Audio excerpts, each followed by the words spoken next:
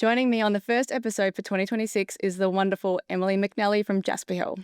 Emily, thank you so much for joining me. Thank you for having me, Anna. So the vines at Jasper Hill were planted in 1975. When did your parents, Ron and Elva Laughton, buy the vineyard? I was also born in 1975, so my memory of those times are quite hazy. We moved up permanently in 1980, so it would have been some time previous to that. So in the late 70s. I can't give you an exact date, but certainly then. Yeah. And where did you move from? From Melbourne. From Melbourne? Melbourne town. Why Heathcote then? Dad travelled through Heathcote for the job that he was doing, and he noticed the trees and the soil profile, and he needed a tree change. So he bought a vineyard. Yes, as you do. But he was a food scientist, correct? Yep, food scientist and chemist. And chemist, and your mum was a milliner? Yep. What made them think that a vineyard was kind of the thing to do? Yeah, instead of just, settling, growing veggies or... Yeah, before they had Georgia and I, they also travelled around Europe. So they'd been exposed to a lot of European wines as well. And he was the son of a farmer, so he had an idea about farming. They're a formidable team, my mum and dad, and when they get an idea of having a crack at something, they go for it. Our first vintage was 1982. Yes. So how was it for them? Was it... Oh, I'm sure it would have been exciting and challenging at the same time. Look, anyone that has an idea of what they want to do, they're going to have a good hot go at it. They're going to really, do the best with whatever they've got. We didn't have flashy tanks. We didn't have flashy equipment, but we had the minimal equipment that was required at the time, and they made the best of it with what they had. And what was Heathcote like back then? Because Jasper Hill was one of the first, or if not the first, vineyard in the region, correct? There was a handful of us. Yeah. So we were one of a few different vineyards planted in Heathcote, but we weren't part of the Heathcote region. Didn't exist at that time. We were part of the Bendigo region. But from the very start, Dad put Heathcote on the label. Yeah. Okay, so he was sort of the first one to do that? Oh, well, I don't know if others did. Again, I was young. But the region wasn't a GI. So he definitely championed Heathcote as a separate GI from the very start. Just the fact that we were so different to Bendigo. He wanted to acknowledge the place that it was grown in. Yeah. Your family have done a lot for the region, not just with obviously championing it as a GI, but Chauncey, which is, one of my favourite regional restaurants. Oh, yeah, that was an ordeal. Oh, there's this lovely old building. I'd like to put a fine dining restaurant in it. Okay, yeah, great, Dad. See, I actually didn't know that your family had owned that building until kind of recently, because I went there and I drank. I think I drank in 08 George's Paddock when I was there. Yeah, lovely. And obviously so many of your wines were on the list, but I just assumed it was because it was a Heathcote thing, not because it was a... Yeah, no, there's a little connection there. So, yeah, Mum followed Dad more with this one. Dad sort of went into town to get the newspaper and saw the building was for sale. And it sort of snowballed from there. Yeah. But it was a long journey to get to the building that it is now. A lot of heritage things, and finding the right people to having Tess and Louis. They're perfect. Yeah, they are so perfect. And when they bought it, it was a wonderful thing because they took ownership of it, and it was theirs to do what they wanted to do with it. So, but they brought them there. So aside from hatted regional, restaurants that are bringing people in, how else has the region changed over the years? Oh, there's a lot more people. Yeah, I mean, there are a lot more wineries, a lot more vineyards than certainly when we started. Yeah. It's a good nod to the fact that Mum and Dad chose a good place. Yeah. Bringing in some new blood and different ideas and different varieties as well to the region, not just Shiraz. I love the fact that it's a slow change. In my lifetime, it's only just recently, in the last couple of years, got a set of pedestrian traffic lights in town. So, I mean, Heathcote has evolved, certainly, and there's wonderful things happening, but it's all been very slow, and it's still true to the state it is. You have to be organised if you want to come to visit cellar doors in Heathcote. Yeah. Because a lot of them are run by the owners of the vineyard or the winemaker, and you can't be everywhere all at once. So there's but you get to see and ask the questions to the people that are on the ground, as opposed to just somebody, well, I shouldn't say just somebody serving and going through tasting notes as a sales thing. You get to actually meet the winemakers. Yeah. So you just have to make appointments in advance and all that sort of stuff. Definitely, yeah. So what was it like growing up on a vineyard like that? It was fabulous. Oh, we grew up on a vineyard. We had the house being built around us as well. So there was a whole range of different things going on at once. Fabulous as a small child. Yeah. Not so great as a teenager. But I don't think you could plonk a teenager anywhere. They'll find something wrong with it anywhere in the world. So, no, it was great. There was always something to keep us occupied. Yeah. And made us resilient, I think. Did you always want to be a winemaker? Because you trained as a primary school teacher, didn't you? So when did you decide that that wanted to go back? I did primary teaching because I didn't know what I wanted to do. Had no idea what I wanted to do. I disagree for that same reason. I have friends in the industry that have always loved wine, and they can tell you what they drank and where they were and what they were wearing and who they were with and all the tasting notes and everything that went along with the day from years ago. And they've been so passionate about wine and they love it. I honestly came back to make wine because I needed family support at the time. So I needed job security and I needed family love. And I made the decision to come back, and 2001 was my first vintage, and I have loved it, and my passion for it has certainly grown exponentially ever since. Yeah. Did you do any formal winemaker training or just learn from your dad? I have half a degree. Half a degree? Half a degree. Thank you, Charles. You got halfway through and then where? That's enough. Yeah. I'd already made wine for a few years with Dad. Yeah. And I wasn't a good student, put it that way. Well, it hasn't held you back at all, so I wouldn't be worried. No, you just keep doing what you do. So, yeah. Have you worked vintage anywhere else, or always been with Jasper? Nick and I did a fabulous vintage in Italy with Taras and Amber Coda. Oh, cool. Back in the day, we made some wine, for over in Italy for vintage. So whereabouts in Italy was that? Down in the Puglia region. Yeah, nice. Yeah. Oh yeah, no. Big reps. So that was eye-opening. It was fabulous. Lots of fun. So 2001, you started making wine, and at what point, when did you kind of take over the winemaking from your dad? We worked side by side for many years. Yeah. And Mum was an integral part too. She wasn't really in the winery as such, making decisions in the winery, but the business wouldn't have got where we are without her, just as my husband's working with me side by side now. But Dad and I worked side by side for many, many years. He has retired. Both Mum and Dad have retired, but they still live on the vineyard. So every now and again I'll throw Dad into the cellar door or ask him to help fix a pump or something. So they haven't left as such. Yeah. But they're certainly not working there anymore. Yeah. Unless they can help it. Unless I ask them. Unless I ask them. I like to ask them too because I like to keep them involved. Yeah. But the transition of them leaving and me taking over was a very blurry grey one. It was a very slow transition. I had to be very respectful of the fact that it was their baby, it was their business, it was their lifestyle. Yeah. So we had to do it as naturally as possible. So I can't put a date on that because there wasn't really a moment. Yeah, he was sort of like, okay, I'm stepping back. It's up to you now. No, just sort of they just did less of this and less of that, and then Oh, when they went overseas in 2015, they went to Europe. And they went, don't worry, we'll be back for vintage. I'm like, yeah, sure. And then as soon as I got on a plane, I started organising pickers. That was sort of, I suppose, funny, a bit of a catalyst as well. They came back and they're like, all right, we've tested you. You know you can do it now. Something like that. So you mentioned Nick and his role in the business and obviously being very integral in helping out probably, I guess, with all small businesses, you all probably do everything. We all do everything, yeah. But he's kind of stepped up into a more of a viticulturist role, hasn't he, over the years? He has, but he also does work in the winery during vintage. Yeah. Because I mean, there's Nick and myself, and we've had one leave from the vineyard last week, and we've had another employee come back, an ex-employee come back only 5 months ago. Yeah. So yeah, we're all everywhere. Yeah.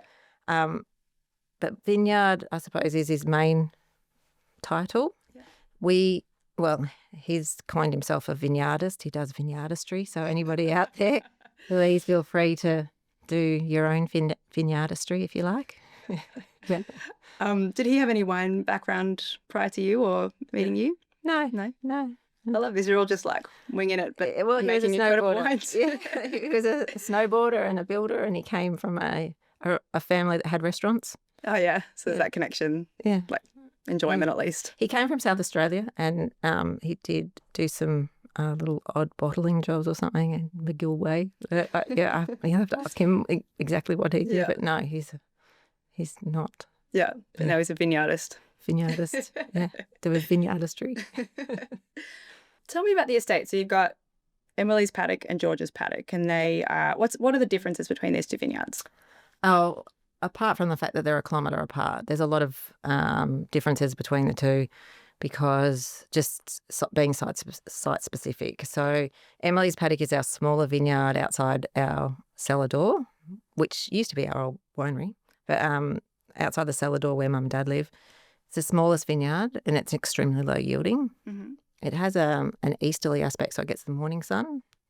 They're both on Cambrian era soil, that ancient 650 million year old broken down basalt. But it's corners of Emily's paddock isn't as deep as what we have in George's paddock. I mean, you have a vineyard that's a rectangle, planted like a rectangle, but it doesn't mean that the soil's all the way same all the way through. Yeah, so sure. Corners of Emily's does drain quite easily. It doesn't hold as much moisture. And what varieties have you got planted in them in each? So Emily's paddock is Shiraz with a little bit of Cabernet Franc. Yep. And that is picked and co-fermented. George's paddock, our other larger vineyard, that has a westerly aspect to it, so it gets the afternoon sun. Predominantly Shiraz, but we have our Nebbiolo. Half of the Fiano that we produce is grown there as well, and the Riesling. Yep, cool. And obviously they're named after you and your sister. Yeah, my little blob blister. We were small and cute when they named the vineyards after Georgia and I. If they'd started the business when we were teenagers, I can tell you now, we wouldn't have our names on the label. So, but I'm grateful that Mum and Dad made such great wines. I would hate to have my name on a wine that I didn't feel like I could happily stand by. Yeah, did you get a bit jealous when the Emily's paddock's better than the George's paddock? No, or the other way around, sorry. No, they all have a place and they're all different and they're meant to be different because, and I make them all, so how can you say one's better than the other? Exactly. And then in terms of farming and things like that, so everything's organic, but it used to be biodynamic and you sort of stripped that back a bit, or? Yeah, we dabbled in some biodynamics for a little while, but we've always been organic, always been dry grown. Yeah. And we're on natural rootstock as well. Yeah. It's not that I want to poo-poo biodynamics, but for me it's very hard to separate biodynamics from organics, which is already the backbone of it. Yeah. And the people that do make fabulous biodynamic produce, whether it's wine or cheese or whatever, I just think they're really attentive to the produce that they make in the first place. Yeah, it's not because of the cow horns. Yeah. There's a lot of things in biodynamics that just didn't sit well for either Nick or myself. Yeah, no, fair enough. In terms of biodiversity and all those sorts of things, though, and things that you're doing that maybe are sitting more closely in that territory. So the idea is to keep the soil alive and living. So being organic, there's never any herbicides or pesticides in the vineyard. It's always been organic, hasn't it? Always been organic, from inception. Every year we take fruit out of the vineyard. So every year we try and we make composts, we do cover crops, we try not to compact the soil or till the soil too much because the soil is delicate. We don't want it to blow away. Just we don't mind the odd bird and things because the little birds and the little bugs and then the microorganisms in the ground, they're all what keeps things healthy. Yeah. What's the sort of climate like in the region? Because they're 300 metres. Are you talking about the climate now or the climate when we first started? Well, yeah, both maybe. I mean, feels like not being irrigated at any point during Heathcote would be hard, right? Oh, yeah. It's getting harder. Probably harder. It's getting harder. Yeah. But you're at a reasonable altitude. About 300 metres. Yeah. And we're inland of the Great Divide. Yeah. But it is, everything is getting hotter. And it's not just the heat increasing, but it's also the fact that we've got unpredictable rains. My father likes to research things. He was looking at rainfall data the other night, as you do, going back the decades. And yes, there were wet years. Yes, there were dry years even back then. But if you look at the monthly data of when the rain came, we're having drier winters. Yeah. It's coming, if we do have rain, it's coming sort of spring, and it's coming heavy, hard and heavy and fast. Yeah. Washes away quite quickly, as opposed to the days of drizzly rain that could soak into the ground. So, yeah, the weather has changed. Yeah. Are you having to do anything differently? We pick earlier. Yeah. Certainly pick earlier than when I was a kid, 4 to 6 weeks earlier. So it's significant. We have changed a little part of the vineyard in George's paddock. We took it off the wire, so a single wire trellis, and we've taken it into a more of an echelon goblet shape on stakes. So I'm interested to see what the fruit looks like this year, because we are hot. We've had the heat waves. Yeah. We've had less rain. That block's actually looking the best out of all of them. Yeah, cool. Yeah. So in 2012, was it George's paddock that was hit by fire? 1987, George's paddock got hit by fire. Okay, and was that again in 2012, or was that different? Grenache completely. Oh, gosh. Yeah. The joy of farming, eh? Yeah, and that's why I feel for everybody that's been affected by the fires recently this summer. Yeah, I was going to ask, because, I mean, was it close to you, or any concerns about it wasn't really, or close to us, but by the evening we were looking at it getting closer towards Heathcote, and we were looking at wind direction. Yeah. Definitely. Yeah. We've had 2 fires. 1987, the old block of George's paddock completely burnt down. So that's got our Riesling and Shiraz on it. We replanted some more Shiraz in George's paddock at the end of 87 because of that. Yeah. So that's come good. But if you look at our vineyard, it's not a vineyard that you would have your wedding photos in.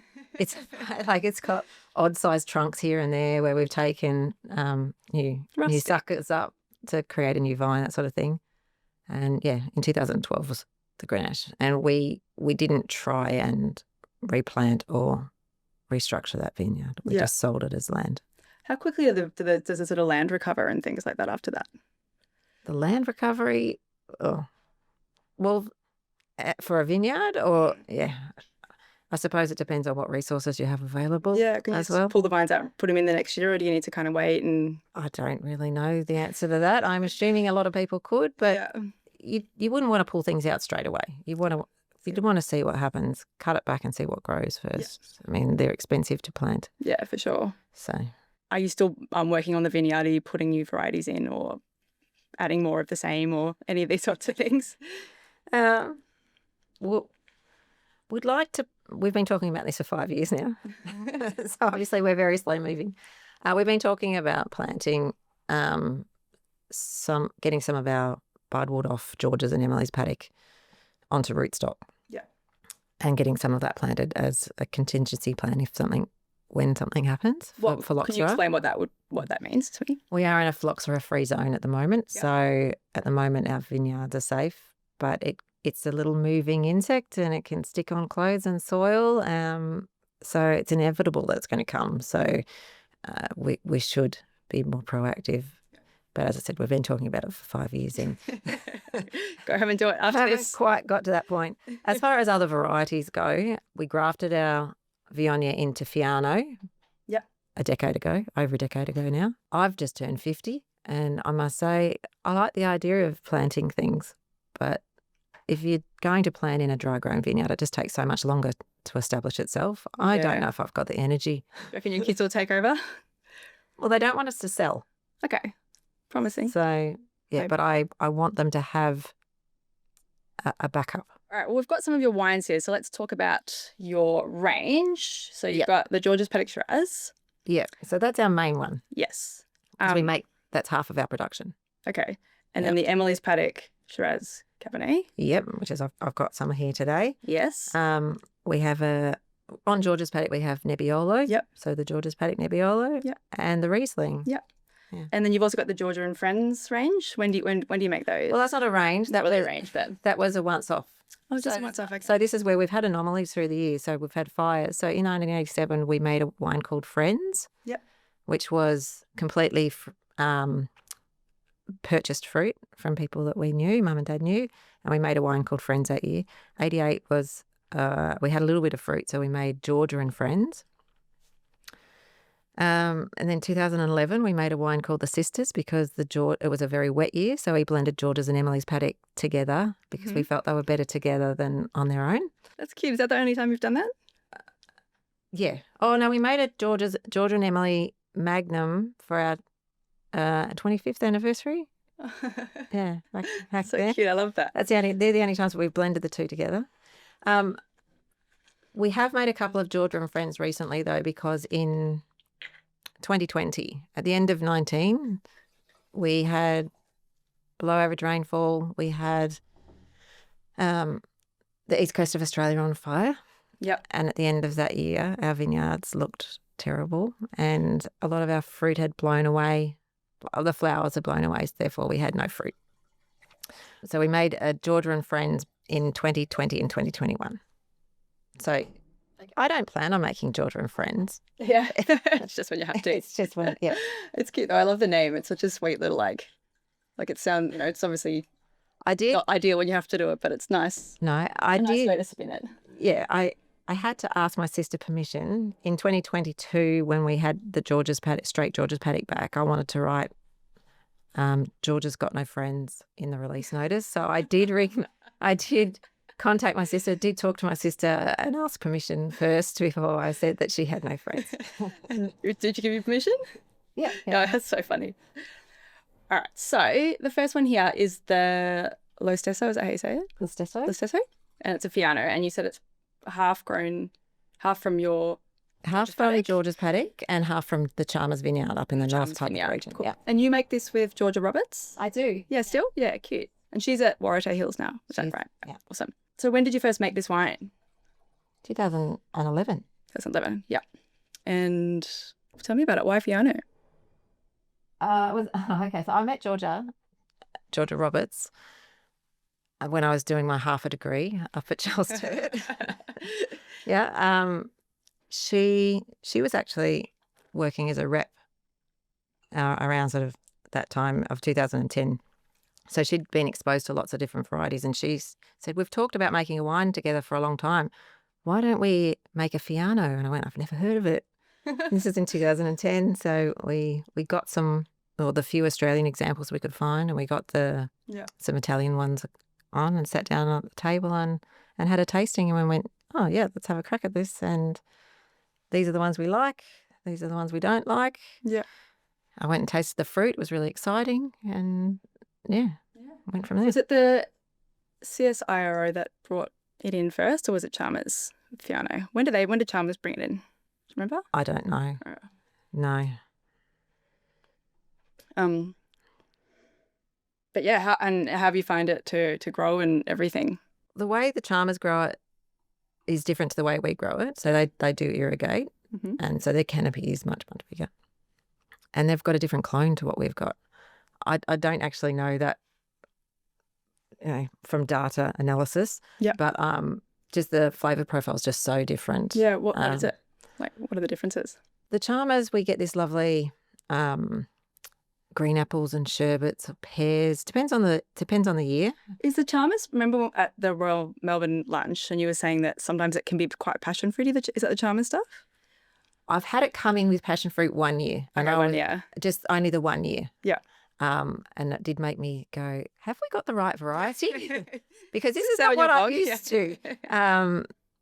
But yes, it's generally more pears, green apples, that sort of thing. 1 year we had this lovely ginger heat. Yeah. Yeah. Lychee. Yeah. It's delicious. So good. I just have to also shout out to our official glassware sponsor, Plum. So we've got these beautiful glasses from them for this season, which is really exciting, and they're going to make your wine taste even better, which is beautiful.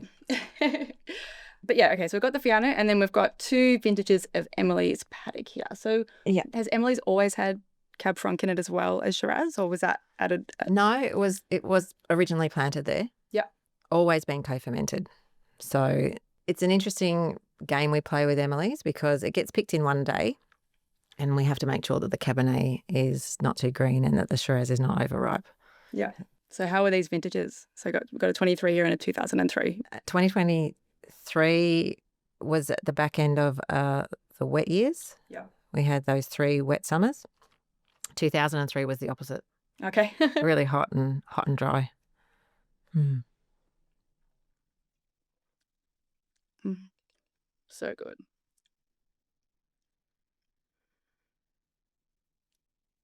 Do you have a favourite wine to make and to drink out of yours? No, I don't have a favourite. I like them all. Yeah. They all have a place, and it depends on what I'm eating, what the weather is, whether I choose to have the Riesling or the Fiano or one of the Shiraz. Yeah. Nebbiolo seems to be fit in anywhere though. Yeah. So how is the Nebbiolo going? We love it. Yeah.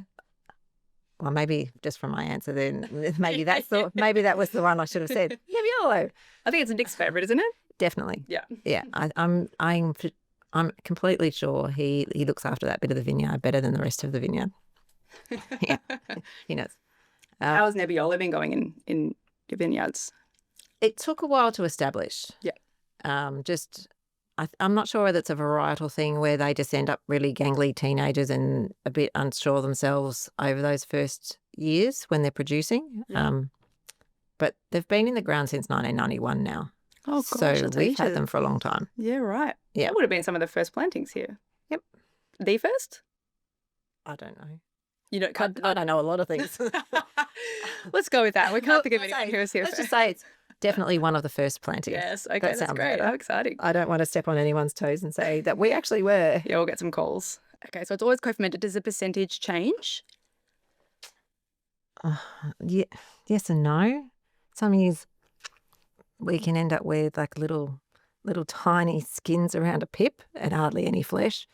And then other years they can be more filled out. Yeah. It's the same number of grapes roughly going in. It just depends how much juice they've got. How filled they are. People like a number. Yeah. But legally, we don't have to put Cabernet Franc on the front label. Is that just because there's not enough of it's it not in there? Well, some years I'd say there's maybe only 3%. Yeah. On a big year, I just say 7. I don't measure it. I don't measure it also because our vineyard was planted not orderly. Yeah. So I don't have rows that are Cabernet Franc. It's just in there. No, I love that this all over the shop. This is they are definitely all speaks to me deeply. They're just all in there. And so I don't have X number of rows of Cabernet Franc. I've got at the ends of my rows, I have Cabernet Franc, and whether it's 6 vines or a dozen vines or 20 vines or 1, it depends on the row. And then you'll be down in the Shiraz and one will just pop up. That's so funny. Yeah. So all just gets harvested. Doesn't it all gets harvested separately? No. All harvested together. All harvested together. And that's why I haven't weighed it, I haven't measured it, and I haven't tried to say, let's keep all of the Cabernet Franc in these buckets over here and let's keep all the Shiraz in there because... Yeah, it's too hard. Yeah. And also why? Why? Yeah. I've got other things to do with my time. Yeah. Hey, fair enough. I get it. We've got 2 vintages here, as I said, and they're 20 years apart, which is amazing. Thank you so much for bringing this beautiful wine. Oh, that's okay. A pleasure. What is your favourite time? Because this is still 23. It's young. It is. And it's beautiful and it's fresh in bottle and it's very approachable. But your wines are built to age. They are. When is your favourite time to drink them, generally? Or if I was to age them, yeah, I like my majority of my cellar customers, our people that have been with us for over 40 years that come and order or come into the cellar door and taste, they generally keep things for about 10 to 12 years. And I think that's good. Yeah. That sort of 10 to 12 year mark is good for drinking your aged wine. Yeah. It's not to say that it can't go beyond that. But how is this 20-year-old one looking for you? Well, I can see it's from a warmer vintage compared to the 2023. Is that not the age that's given it the colour? You can just just the smell and the yeah. overall palate. So good. And you've also got the Occam's razor as well. Oh yeah, that's another one. I'm like, so that was 2001 you first made that, was that right? Yeah, I came back to work for Mum and Dad, as I said, because I just needed that support. And it was Mum who had the brainchild of, well, if you're serious about working for Jasper Hill, why don't you start your own label? As in, source some fruit, design a label, go to the bank and write a business plan so that you can finance it, that sort of thing, and learn how to make wine by making your own wine. Look, I've done half of it. I know what I'm doing. Yeah. No, well, this is before. So I didn't start my degree until 2003. Oh, right, okay. So this was 2001 that I came back and started. The very first year was the first that I came back was the first year I started Occam's Razor. Right. Yeah. And you're still making it? Yeah, for sure. Every year? Cool. Yeah. And where does it sit? Like, how is it, in terms of style and things like that? I bought from the same vineyard for the first from 01 to 2018, and then in 2019 things happened and I didn't end up with the fruit. So it's still in the region? Sorry? Still within the region that you buy from? Yeah. So 19 I didn't make any, we didn't make any, Nick and I. We had time to reflect on what we wanted to do. So were we going to change the variety? Were we going to not make it at all and just go, well, that was a great innings, let's be done with that now. We changed it stylistically, essentially. We went, we found some Shiraz. We source it from 2 different vineyards now. Where are they? In the Heathcote region, but in the 2 different soil profiles that run through Heathcote. So one up in the north from the red Cambrian era soil, and down near Lake Epilogue on the Ordovician soil, that sandstone, quartz slates. So those 2, we make it as a lighter style Heathcote Shiraz now. So picked early. Syrah. Yeah, we keep it only on skins for 3 weeks instead of the 5 weeks like the Georges and Emily's, and keep it in old oak for the 12 months. So yeah, cool. I don't know if you can make a Heathcote Shiraz light and bright, but that's what we're trying to do with it. Yeah, that's the aim. Yeah, awesome. Now, I know you said your dad's not even now, and both your dad and your mum are not completely retired. They're still pottering around every now and then. But have you done anything differently since you did take over more of the winemaking to what was done previously? Yes and no. We're sticking to the same ethos of what Mum and Dad started the business with. How would you describe their sort of philosophy? Just to be true to the sense of place and the season that it is. Yeah. Yeah. Have you heard of the Occam's Razor philosophy? Why my wine's named Occam's Razor? It's a 13th century way of saying kiss, don't keep it simple, stupid. Yes. Don't multiply things beyond necessity. Yeah. So that whole ethos really does fit with what Mum and Dad have done as well. Yeah. But we have changed a few little things. We have tweaked some things. We've pulled vines out. Mm-hmm. We certainly, particularly with the Georges Paddock Shiraz, we picked that earlier. Yeah. We've tweaked all of the wines back a little earlier, but particularly with the Georges. Is that mostly climate change related, or is it? It's climate change related and personal taste related. Yeah. Because even just with warming, the ABVs must be so much higher than they used to be and all that kind of stuff. Yeah. So to control that, well, things are changing with the climate when you can legally add water to your must. I mean, that was illegal back in the day. Things have to have been changing for that to happen. And vineyards are being sourced down in, to be planted down in Tasmania. Things are changing. Yeah. It's not all over us. It's like Shiraz in Tasmania and things like that. Yeah. Things are changing. But where Dad would have started picking of Georges Paddock when the fruit was ripe, we start a little bit earlier when it's a little bit greener, because by the time we start green, get the bulk of it ripe, and then we can hang a little over for that, on that riper end of the spectrum. Yeah. And then that all comes together as Georges. So. Yeah, right. Yeah, cool. And is your sister involved in the business at all? Has she ever been involved, or does she want to be? She has been involved, but she retired when Mum and Dad left. Oh, cool. What was she doing? Nothing in the winery or the vineyard, unless she has helped de-stem fruit and get it into the tank when we needed someone. She's like, once. Please go and help. And she has done labelling jobs and little bits and pieces like that just to help get us through. But she actually did all of the administration side of things. Oh, yeah, cool. Yeah. What's she up to now? She says she's not doing anything now? Not within the business. Yeah. So she handed me all of the office stuff to do. Thank you. Thank you. Handed me all of that stuff back, and then she went off and she's doing continuing her arts degree, which is got before, but does photography and artwork and awesome. Yeah, she's Did she do the labels or anything, or they've always been there? No, she hasn't done the labels, but she does. She has done some of the postcards and photography around the building. Yeah, my little cards when people order, I write a little thank you note on it, and so she does photography for things like that, and she does all my bottle shots every year as well. Thanks, George. I do appreciate it. Maybe if you ever do a refresh, it can label refresh. I don't think I'll change my label. No, I don't think you should either. No, the labels are there for a reason. Yeah. The line. Have they always been like ever since your parents established it, or have they changed at all? Only the colour. When we first started, the Emilys and the Georges were both green. So to differentiate the two, it said Emily's Paddock, but it had a little ribbon around the neck of the bottle with the year stamped on it that Dad made the little thing with a hot stamp press machine, and my mum would glue every bottle with the little ribbon around its neck. Is milliner skills coming into practice? Yeah, milliner glue. Great. Let's stick them on. So the Georges had the same green label, and it did get confusing. So that it changed to the red after the fire. Yeah, okay. Yeah. Because of the fire? I think it helped signify it. God, that's kind of grim, but one of the reasons. Yeah. But the lion and the unicorn, we've got the wrought iron lion and the unicorn that in the cellar door that my great-grandfather on my dad's side made. So my father always wanted to have them as on the label. Yeah, nice. Yeah. Now, okay, $1 million question. Uh-huh. Shiraz. Yes. Not so trendy at the moment if you listen to the talk, Yeah. Yeah. What are your thoughts? Have you, I mean, Jasper Hill is one of Australia's most incredible Shiraz producers, like undoubtedly. But undoubtedly. But have you noticed any change, any impact from, Shiraz kind of falling out of favour, or?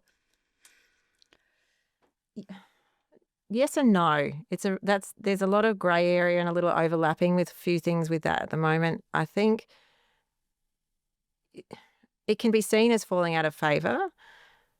I think though generally because there is such a wonderful supply of wines coming in nowadays to choose from, it's diluted the choice. So people are trying other wines. I think it's a wonderful, if you want to get into wine now, to become as a wine consumer, you have the choice that you've got is incredible. Yep. The wines you've got from Australia as well as international wines coming in. So that dilutes what's being sold. Yeah. So they're not drinking Shiraz, they're just drinking other things. I've got people that come that keep drinking Shiraz.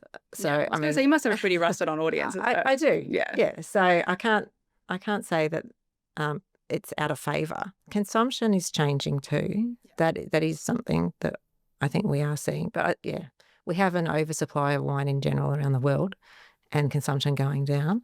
And the choice of wines is incredible. So I think it's a little bit of overlapping of different things there. But yes, I can see how vineyards are struggling to sell Shiraz fruit. Mm-hmm. Yeah, at the moment. Yes. Yeah. So, but what is your production like? You're sort of selling out of things still, and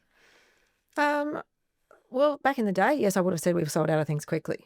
Yeah. So I'm doing twice as much work to sell half as much like everybody out there. We have a small production, so 3,000 dozen, 3,500 dozen on a good year, and that's the 6 products. Mm-hmm. Including the Ockhams. So that's the Ockhams and the Listerso and the 4 Jasper Hill. It's not that we won't sell out, it's just that it's a little slower than what it would have been. But we export too, so some of my export markets are in a little bit of a pickle at the moment for various reasons. Yeah. Yeah, kind of since COVID and just not recovering, or? Yeah, the economy worldwide, but then also there's been some health issues with other people therefore I'd say you need to focus on your health and not enjoy our wine right now. So there's a combination of a few different things. Yeah. Yeah. Yeah. Can you ever see a world where Shiraz wasn't Jasper Hill's kind of hero grape? No. If you had to say yes. I'll shut the door. I'm done. I'm done. Can't grow Shiraz here anymore. Oh, well. Yeah, what would you want to focus on instead if you had to? I don't know. We're toying with the idea of an Aglianico. Yeah, cool. Yeah. So some of those southern Italian varieties would do well in Heathcote, surely. Yeah. Yep. So we'll see. But at the moment, as I said, I'm not planting anything in a hurry. Yeah. So Jasper Hill is all grown by us. So if we don't grow and I purchase, it'll have to go under Listesso or Occam's label. And friends. Or no friends. Yeah. Have you ever made a sparkling Shiraz? God, no. You're like offended. Why? That's my in-laws side of the family that will bring that for Christmas every second year, and I'll have a glass. Just put some in a soda stream and see what happens. Yeah, give me a French champagne here. Fair enough. Yeah, sorry. It's a personal taste thing. No shade. I don't make wine for everybody to enjoy. Yeah. And so therefore there's wines out there that I won't enjoy. Yeah, no, fair enough. Can't like everything. No. What would you say would be your favourite thing about making wine in Heathcote? I like the community. I think the winemaking community in Heathcote's fabulous. Yeah. I've got some really lovely friends and we're all happy to share and talk and help each other if need be. Is there anywhere else in Australia that you'd at least be curious about making wine in one day? No. I like it too much. That's great. It's good. It's good to be so sure of what you're doing. No, I wouldn't want to move. Yeah. No, if I wasn't in Heathcote, I wouldn't be in the wine industry. Yeah, okay. That's good. I'd go do something completely different. Yeah. I'd go overseas and make wine elsewhere, but not back to Italy. Yeah. What's next for Jasper Hill then? Oh, head down, bum up, keep doing what we do best. Yeah. Yeah, I'll just keep focused. It's coming up to vintage. Oh, yeah. How's 25 vintage? Oh, sorry, 26. God, 26 vintage. 2026. How's 26 vintage looking? Oh, it's dry. Yeah, so we've been dropping some fruit just to make those vines with the smaller canopy not struggle so much. Either they're dropping the fruit completely on those smaller vines or halving it. It's a combination of the heat, but the wind, and it's just dried out. And the ground was dry to start with. So it's probably going to be a smaller vintage. But we've had a couple of very big vintages. So that's okay. And I think just my brain space needs a smaller vintage anyway. So I think it's going to look after us in that respect. Yeah. Well, that's good. A smaller, more manageable vintage. It's what yeah. And you mentioned earlier that we can come and visit you, but we need to make an appointment. Yeah. So you've got a cellar door. We do. Yep. We have a cellar door open by appointment. Anyone is welcome. I'll come any day of the week as long as it suits my schedule. I try and accommodate, but if I'm not in Heathcote, it's hard. Yeah. So the more notice you give me, the better. Yeah, cool. Yeah. I've just introduced a lovely little button on my website so you can email me. Right. Otherwise, I quite like phone calls as well. Awesome. Yeah. Cool. For God's sake, don't use Instagram though. Do not use the Instagram to ask if you can. You're managing it? Managing it. I haven't. Get your kids to do it. They'll be all over. No. Yeah, I will. Ella is being worded up to go on that and manage that. But I haven't put a photo on Instagram for 2 years. So that shows you how over social media. Yeah, I think it's Ella's job now. Yeah. We'll put that in the show notes. But yeah, anything else you wanted to plug that you're working on or got coming up? No, I just wish everybody the best and please be kind to each other. And thank you very much for having me. Thank you so much, Emily. Thanks for listening to the Halliday Wine Companion podcast. Thirsty for more? Join the Halliday Wine Club for premium 95+ point wines delivered monthly. Visit winecompanion.com.au or check the show notes to subscribe.